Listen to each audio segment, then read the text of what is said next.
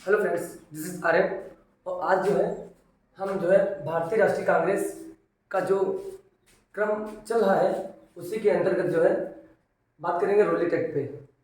Roulette act के ही कारण जलियांवाला बाग हत्याकांड की घटना हुई थी। इसलिए ये जो दोनों घटनाएं हैं इनका संबंध एक दूसरे से है।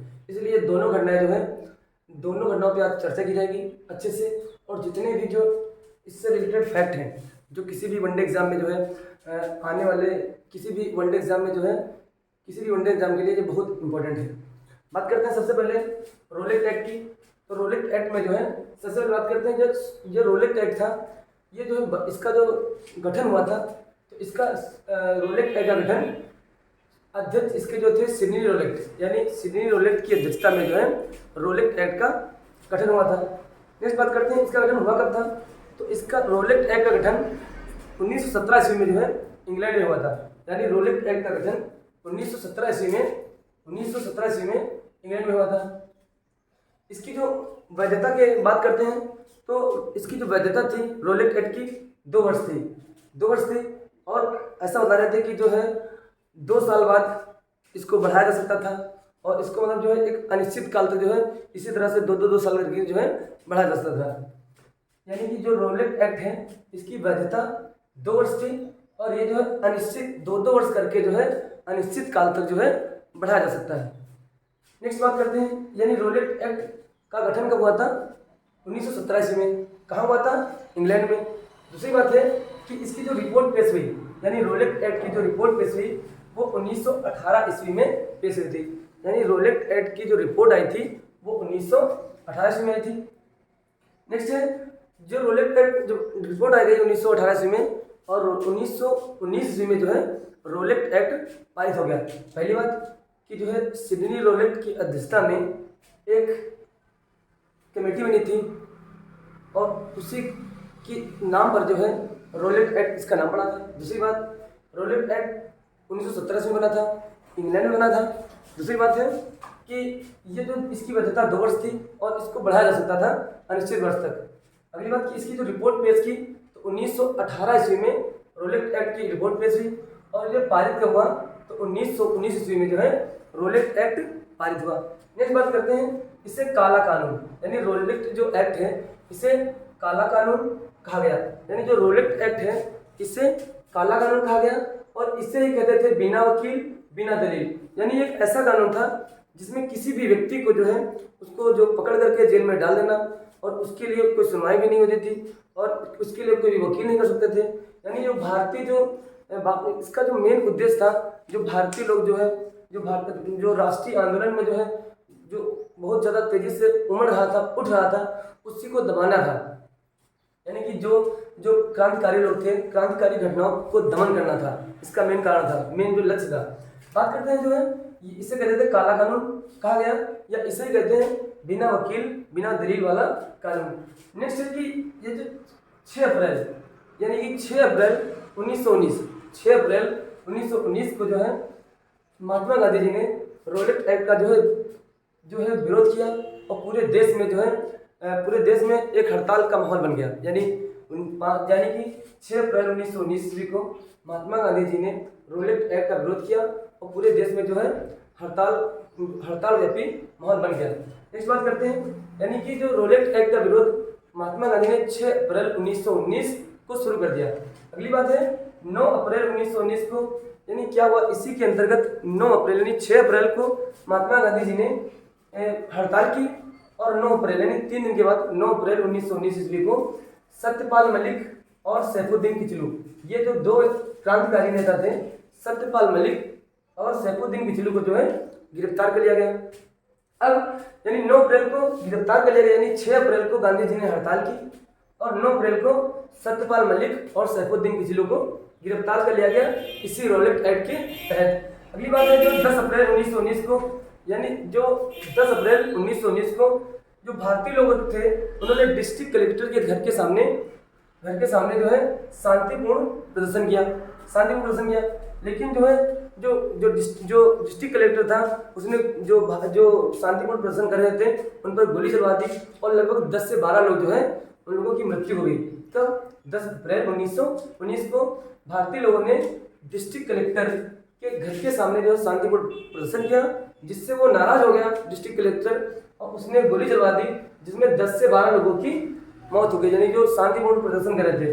उसके बाद जो है जो भारतीय जो भीड़ थी, जो भारतीय जनता थी, वो बहुत क्रोधित हो गई, यानी बहुत नाराज हो गई, गुस्सा गई, और गुस्से में जो है 11 अप्रैल 1919 को एक मिशनरी महिला थी, एक मिशनरी अंग्रेज महिला थी, उसको जो है भारतीयों ने पीटा।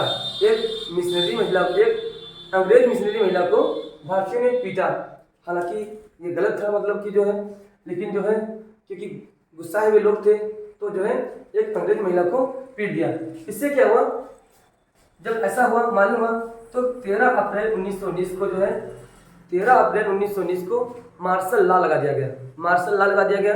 यानी ऐसा, मतलब ये ऐसा नियम होता है जैसे कि 4 लोगों से अधिक, 4 लोग एक जगह पर इकट्ठा नहीं हो सकते, भीड़ भाड़ इकट्ठा नहीं कर सकते। अगर कोई भीड़ भाड़ इकट्ठा करेगा तो उसको जो है मतलब कि जेल में डाल देते, या उसके लिए जो है मतलब आगे कार्रवाई करते हैं। इसलिए जो है, और क्या था, 13 अप्रैल 1919 को जो है मार्शल लॉ लगा दिया गया। और इसमें क्या होता कि 4 लोग या 4 लोगों से अधिक लोग जो है एक स्थान पर इकट्ठा नहीं हो सकते। अगर एक स्थान पर इकट्ठा होंगे तो उसके लिए क्या होता है, कार्रवाई दे दी। इसलिए जो, और इसके अलावा 13 अप्रैल 1919 में पंजाब में वैसाखी का त्यौहार मनाया जाता था। यानी 13 अप्रैल 1919 में पंजाब में वैसाखी का त्यौहार मनाया जा रहा था, जिससे मतलब पंजाब में बहुत भीड़ भाड़ थी। दूसरी बात ये कि वहीं पर जो है ये 13 अप्रैल को ही जो बैसाखी का दिन जो था, उसी दिन जो पशुओं का मेला लगता था वहीं पंजाब में।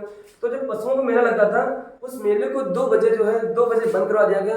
और वो जहाँ जो मेले के पास जो भीड़ आई थी, बहुत सारे लोग थे, और वो जो है क्योंकि वहाँ बहुत मतलब धूप थी, तो जो क्योंकि बैसाखी का दिन था, तो वो जो भीड़ थी वो आराम करने के लिए जो है छाँव में चली गई। और छाँव कहाँ था, वहीं पास में जो था जलियांवाला बाग था। और सभी जो मेले में लोग आए थे, वो सभी कहाँ चले गए, वो सभी लोग जलियांवाले बाग में चले गए। इसके अलावा जो है वहीं पर पास में गोल्डन टेम्पल था। गोल्डन टेम्पल, यहाँ पर जो भक्त लोग हैं, जो श्रद्धालु लोग जो थे, वो आते थे। जिससे क्या हुआ कि ये जो गोल्डन टेम्पल के पास जो भीड़ इकट्ठा थी, ये भीड़ भी जो है वहीं पहुंच गई जलियांवाले बाग तक। मतलब जलियांवाले बाग में, जलियांवाला जो बाग था, यहीं से जो है ये जो देखो, इसमें अंग्रेजों ने रोका नहीं। जो पशुओं का मेला लगा था, इन लोगों को जब मेला बंद करवा दिया तो वहीं जाने दिया। उसके अलावा जो गोल्डन टेम्पल के पास स्वर्ण मंदिर के पास जो श्रद्धालु लोग आए थे, उनको भी वहीं जाने दिया। इससे क्या हुआ कि जो जलियांवाले बाग में जो है बहुत सारी भीड़, यानी कि 10-20 हज़ार लोग इकट्ठा हो गए। और इसमें क्या हुआ, यहीं से जो है जलियांवाला बाग की जो है पृष्ठभूमि बन जाती है, और ये सभी कहाँ इकट्ठा हो जाते हैं, जलियांवाला बाग में। यानी जो मेले में आए हुए लोग थे और जो गोल्डन टेम्पल में आए हुए लोग थे, वो सभी जो है जलियांवाले बाग में पहुंचकर जो है वहीं मतलब रुकते हैं, ठहर जाते हैं। उसके बाद में जो है यहीं मतलब जहाँ पर, यानी कि जो ऐसा था, यानी इस तरीके से बना था जलियांवाला बाग। मतलब वो इसमें 5 गेट थे, ऐसे 1 2 ऐसे 3 4 5 ऐसे 5 गेट थे। यानी मतलब उसी में एक तरफ जो है मीटिंग चलाई थी, किसको, यानी जलियांवाले बाग में ही एक तरफ मीटिंग चलाई थी। सत्यपाल मलिक और सैफुद्दीन किचलू को छुड़ाने के लिए एक मीटिंग चलाई थी। उसी मीटिंग में जो है कुछ मतलब कि अब वहाँ पर बहुत सारे लोग इकट्ठा हो गए धीरे धीरे करके। और क्या इसमें जो बाग में 5 गेट थे, तो उसमें ऐसा था कि मतलब इधर से मतलब हर गेट पर जो आराम से खड़े हो सकते हो। और दरअसल की ये प्लान ही था कि किसी तरीके से बहुत सारे लोगों को एक साथ मार दिया जाए। उसके बाद में क्या हुआ, उस समय जो पंजाब का जो लेफ्टिनेंट गवर्नर था, उसका नाम था जनरल ओडायर। यानी उस समय पंजाब का जो लेफ्टिनेंट गवर्नर था, उसका नाम था जनरल ओडायर। लेफ्टिनेंट गवर्नर का पूरा काम होता था कि पूरे प्रांत में शांति व्यवस्था को बनाए रखना। तो जो जनरल ओडायर था, इसने वहीं का एक मतलब जो लेफ्टिनेंट ओडायर था, इसने जनरल आर डायर, यानी एक क्या था, उस समय पंजाब का लेफ्टिनेंट गवर्नर ओ डायर था, जिसने जनरल आर डायर यानी ओ डायर ने जो है आर डायर को आदेश दिया कि अगर मतलब भीड़ सही काबू नहीं होती है तो उसको गोली चलाने का अधिकार दे दिया। गोली चलाने का अधिकार देकर वो चला गया। अब क्या हुआ, जो जनरल आर डायर ने जो है जो भीड़ में अनाउंसमेंट किया कि 3 मिनट में जो है जलियांवाला बाग को खाली कर दो, नहीं तो गोली चलवा दी जाएगी।